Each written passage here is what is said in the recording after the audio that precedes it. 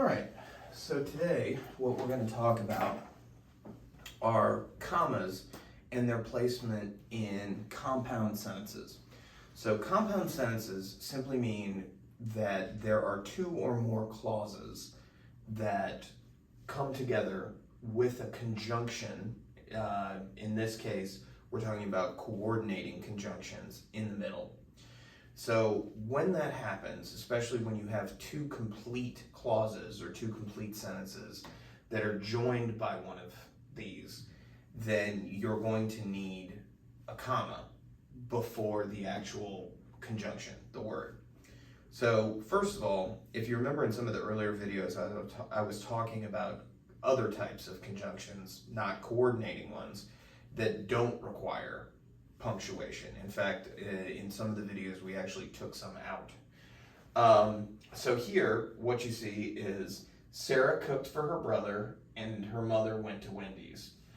Or you can read it, Sarah cooked for her brother and her mother went to Wendy's. So it's obviously not the correct way to read it, but it leads to this confusion over who is Sarah cooking for exactly. Is it for her mother and her brother? Is it just for her brother? So that's where the coordinating conjunction comes to help out. But if you look, if we take out the and, one of these, and there's a nifty little way to remember this. So if you're not into comic books or the Marvel universe or the DC verse or anything like that, you may not totally be familiar with this term. It's kind of sexist, but I can tell you back in the 90s when I was a kid going into comic book shops, you didn't typically see a lot of women, and most people that I knew as a kid, the girls that I hung out with, they had no interest in like the X-Men or anything like that. It's awesome now that I can talk to my wife about the Marvel universe and stuff like that, but it just 30 years ago that just wasn't a thing.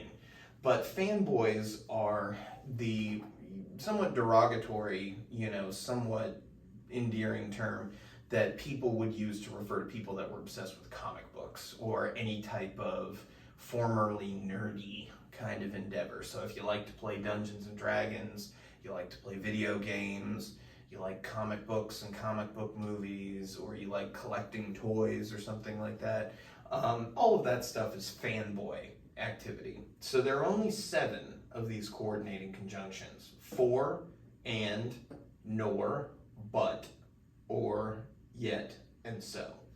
So whenever you see one of these words and it's joining two sentences together to make one sentence, you're going to need punctuation before that. So for this one, our coordinating conjunction is and. So we have 2 separate clauses here. If we take out the and just view either side of it, Sarah cooked for her brother, that's a complete sentence. Her mother went to Wendy's, that's a complete sentence too. So we know that we're going to need a comma here, and it's always going to come before the coordinating conjunction in the sentence. So the way to make this correct and create the pause that we need to differentiate who Sarah is cooking for, we're going to put it right after brother. So Sarah cooked for her brother and her mom went to Wendy's. So that is how you use coordinating conjunctions in a compound sentence. Some of these, obviously, I don't know how many of you have used nor or yet, a tremendous amount in your writing, but all of these require the same rule when you're joining these two clauses together. There needs to be a comma before whichever one of these 7 coordinating conjunctions that you have.